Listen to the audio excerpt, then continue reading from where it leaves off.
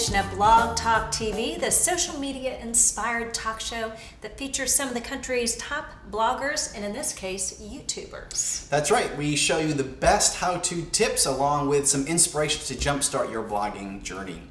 I'm your host, Ben from OrlandoWaterhole.com. And I'm Bess from Gotta Get Blogging. So if you're not familiar with Gotta Get Blogging, they produce this show, and it's a great place for you to learn how to grow and monetize your blog. So be sure to check out the learning library there. Yep. Today's show, we've got Jon Watson from YouTube. He's got an amazing array of adventure videos, from skydiving to running with zombies to mud runs and go-karts and things that are just super, super cool. So we're going to talk to him and see how he does it. Very excited. So I'm thrilled. He's going to be our very first YouTuber that we've had on here. And really, I mean, most people when they think of bloggers think of just the text, the written blog. But really, blogging includes podcasting as well as YouTube. And so it was neat because I was recently at the North American International Auto Show. This is the Detroit Auto Show, one of the biggest in the world, and they have 2 full days of media. So all the traditional, you know, Car and Driver magazine. Did you see new cars? I did. You were there with the big names in media. Yes, all the big names in media. But Ford brings in to be a Ford influencer. So I was there on behalf of Ford. They fly in bloggers, YouTubers, podcasters from all over the world. So I met these 2 YouTubers from London, another one from Saudi Arabia, and I have to say, all right, it's cars, so typically it's pretty male heavy, a lot of guys there. So these 2 YouTubers from London in particular, they're 20 years old, have never had another job besides making videos for YouTube. And they make a very good living. In fact, one of them just bought himself for his birthday a McLaren. Do you know what a McLaren is? No. Okay. Think of Ferrari on crack. And that is a McLaren. So that was his birthday present to himself. Well, and I can't say I've ever had crack, so I can't quite picture or a Ferrari. So. It's a very, very nice car. So anyway, I'm just thinking these 20-somethings are making these incredible videos and making a very good living. So just how the world is changing. But the coolest thing about it is that Ford realized several years ago that bloggers have just as strong a powerful voice to reach their consumers as the traditional journalists. So when I was there, of course, you know, I was enjoying covering the cars, but I really checked out the bloggers covering the show. So I even made a video about it, so take a look. Bess Hour, and I'm here at the North America International Auto Show, and it is just amazing.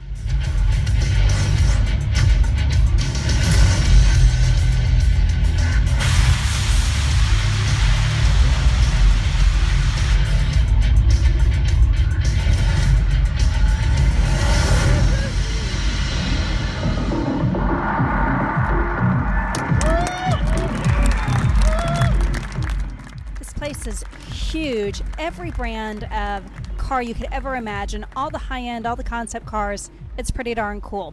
So I am here actually on behalf of Ford. They have flown me up here and have treated me just to this first-class venue. They have all sorts of special events for us. And what I like about Ford is they are actually treating bloggers as the traditional media.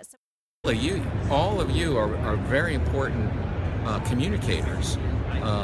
You know, to your audiences, and we have to realize as a big company, you know, this big company that's been in business for 111 years, we want to embrace all of you and all those new channels, and not, you know, dismiss it or think, oh, that's something on the side. And you know, for us at Ford, it's all about inclusion, and that's why we're really glad you know, decided to take some time out of your days to come and spend it in sunny Detroit.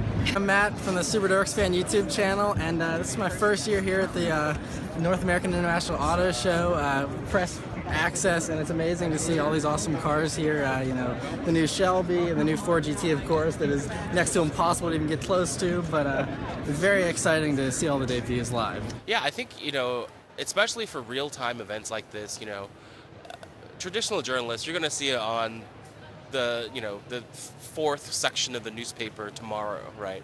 So if you really want to get in front of what's happening now, you know, in the Twitter stream, digitally, online, you know, you really do have to have your digital followers and influencers there. I think it's pretty cool that Ford is treating bloggers as traditional media. So bloggers, we have made our mark. They are understanding our power, and they're understanding that, you know, we can be just as powerful as traditional media, and that's pretty darn cool.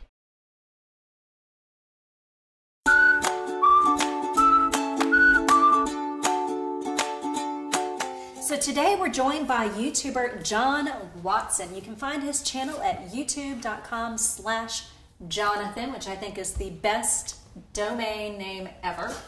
Can't believe it was available. And you are what's called an action video blogger. That's it. No, adventure video blogger. I got it wrong again. We've done this a couple times and I keep getting it wrong. Anyway, adventure video blogger. What kind of adventures do you do? I have, I've done a lot of different types of things. I've traveled to a few different places. I've done wildlife work with wild animals in South Africa. I've worked with like doing rhino conservation. I've done like skydiving, wakeboarding. Just recently I did, I don't know if you've seen the hoverboard. It's like a water jet propelled like real life hoverboard. So I just did that recently and it was awesome. So I think kind of like a Back to the Future movie. Yeah, exactly. It's 2015 now, so that's awesome. It's timely. Well, if you haven't seen any of Jon's work, we have a quick clip that we're going to share with you because you've got some fantastic footage. So let's take a look. Thank you.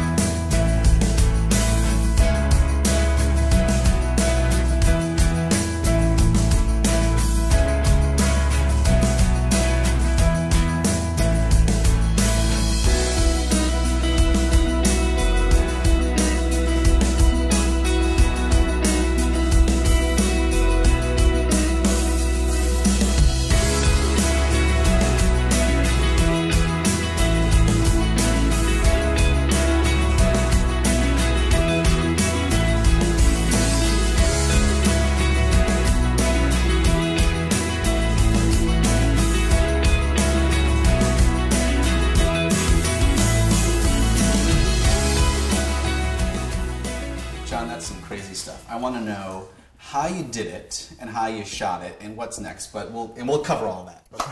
But first, let's just talk. Look, you've got over 54 million views on YouTube, which is incredible. Where did it all begin? It's kind of a long story. Basically, when I was really little, I used to live in England. That's where I was born.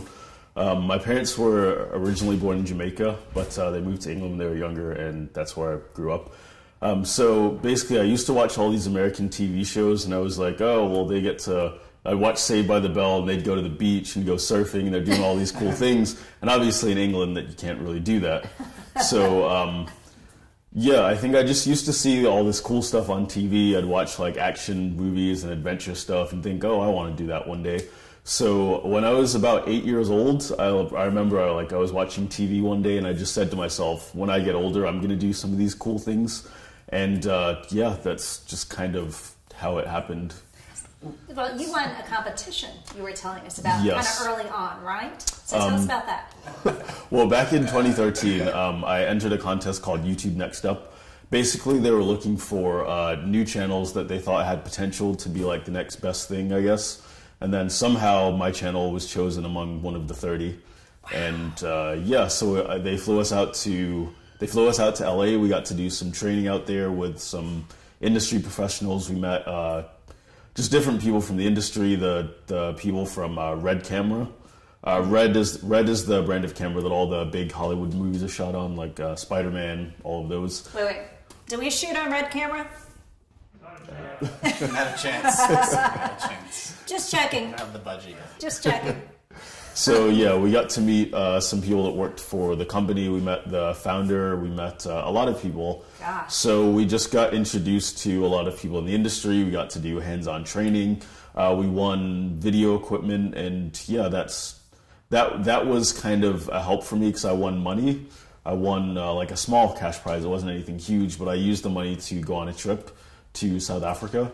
And then since then, I've been going to South Africa quite a lot to work with, to do volunteer work and work with different organizations that help animals, working with different conservation projects, working with all kinds of wild animals. And it's been amazing. That was kind of like the catalyst for that.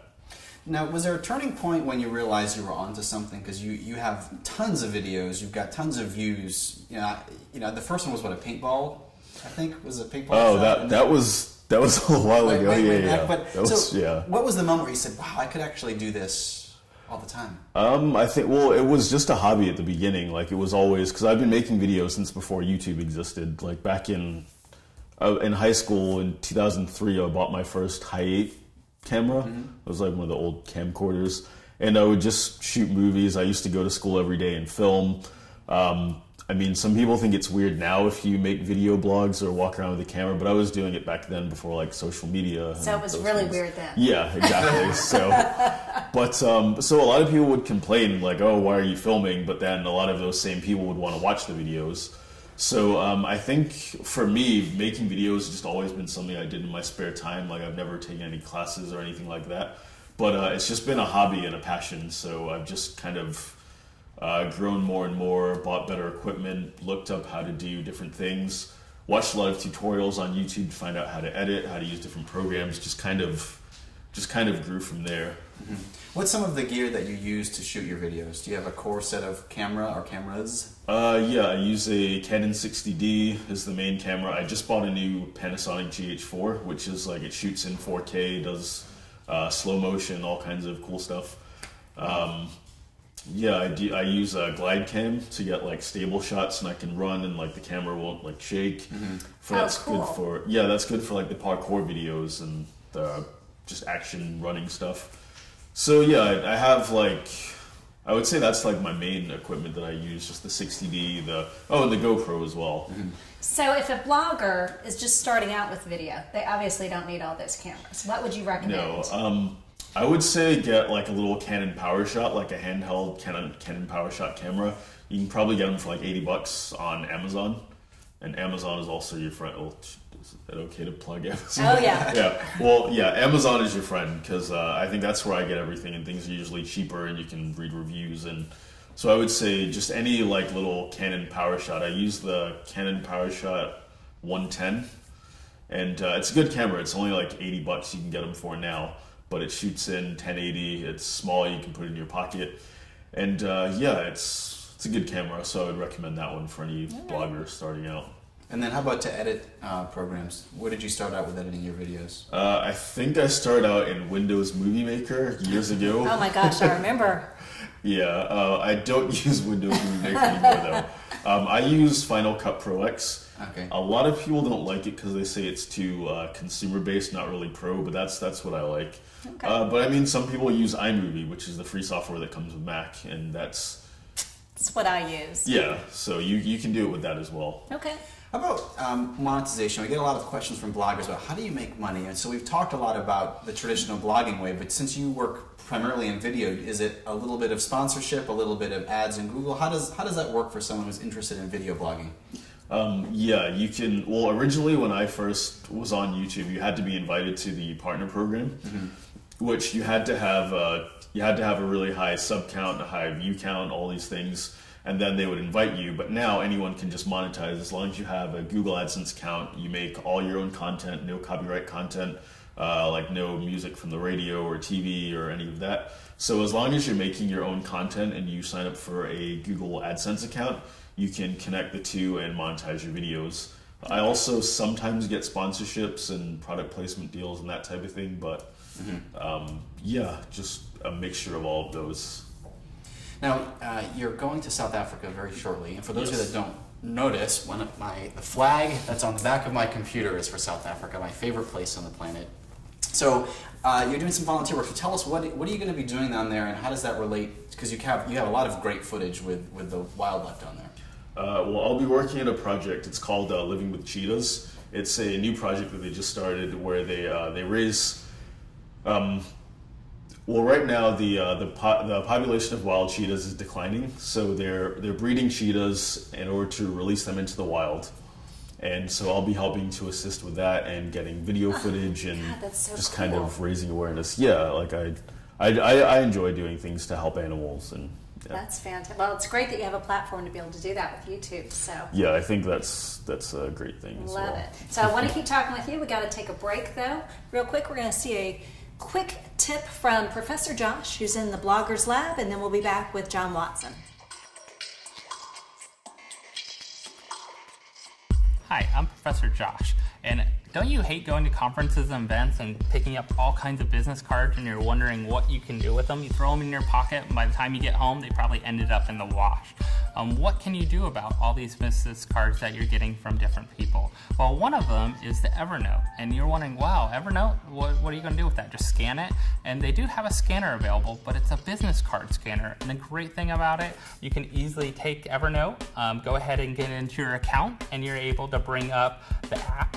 And once you bring up the app, it gives you a screen that you're able to then highlight, and it looks at the card, and depending on if it's glossy or not, you kind of give it an angle. It takes a quick picture of it and brings up the information and asks you if this is the right information, who it is, and brings in a lot of the information. You don't have to always input everything into it. It keeps a copy of the card. You can go ahead and click save, and it'll add it, and you can go ahead and scan another card when you're done.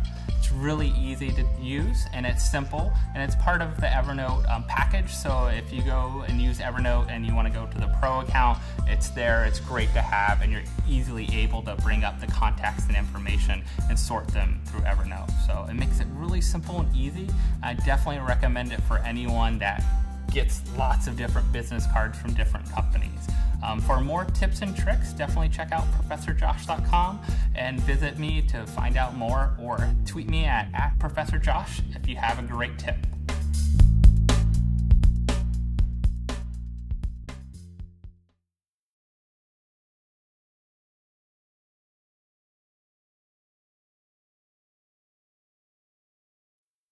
So John, we always like to include a social media question of the show, and on a previous episode we had Tom Jelnick who talked about search engine optimization. So I'm really curious, how does that apply to the video world, especially when you put your content on YouTube? So how can you optimize your videos for search results? So let's start, Bess. What have you got? Oh my God, I have no idea.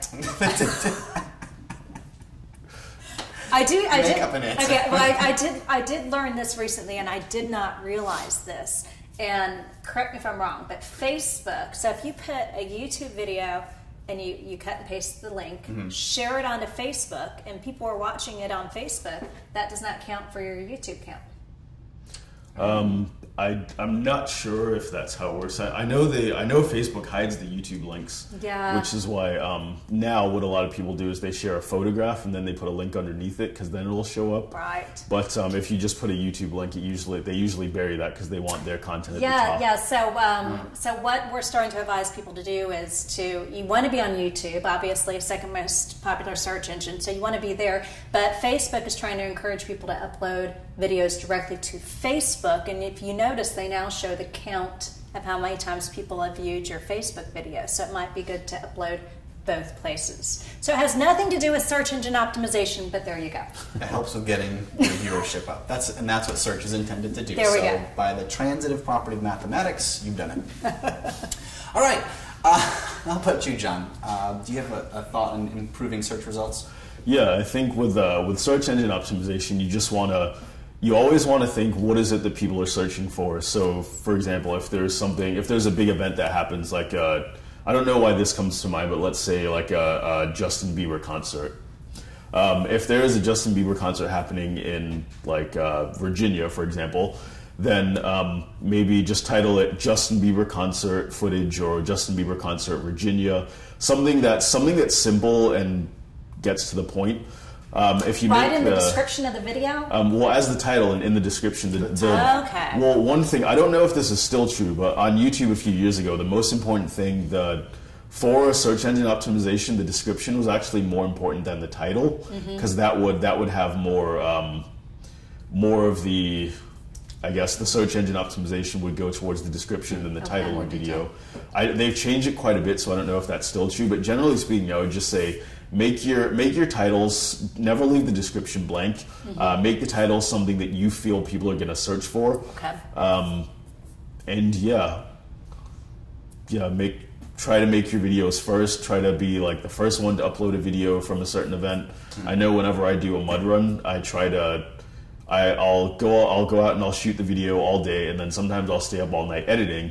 But as long as my video is the first one online, then sometimes if it gets that first initial rush of views, then it'll stay at the top of the search engine. And then you're also listed on the related videos after everybody else posts. Yes, exactly. Good thinking. So, Got that. tip. What about you? I did a search for my most popular YouTube videos, and they were a giant baobab tree, a flash mob, and locally, and this little ghost excursion. A giant what? A baobab, sorry, a big tree. It's an African tree. And so I was like, why are these the number one most watched videos? And I think it's because I was creating a video bait that nobody else had created before. You mean there are not millions of videos about giant baobab No, trees? but there's a point. You've maybe seen the tree. It's so big. Who knew? It's a Are massive they the tree. ones with the thorns? No, it's the giant, the upside down tree. But it's so big. How big is it? That there's a bar inside. That was a cue. There's a bar on the inside.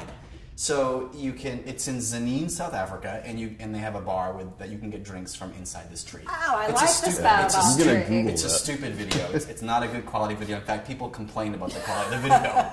It's not vertical, is it? No, it's not vertical. Okay. It was an early video piece. Okay. New camera. So why were... I'm sorry, I totally sidetracked you. Why was that Because important? nobody has a video of a giant baobab tree.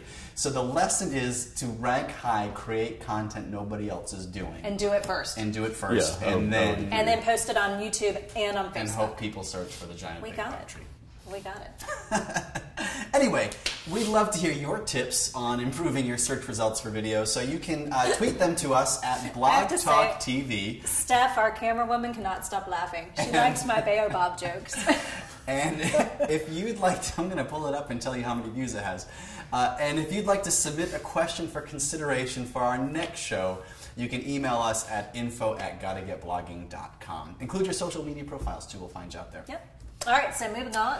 We're going to close the show with show and tell. We do jazz hands because... Oh, you did it! We had bets whether you were going to do it or not. High five. Okay. Woo! So we show our favorite apps, tech gear, blog posts, tweets, anything that's really fun and cool. So Bess, what do you have for us? Toilet paper. Toilet paper. Toilet paper.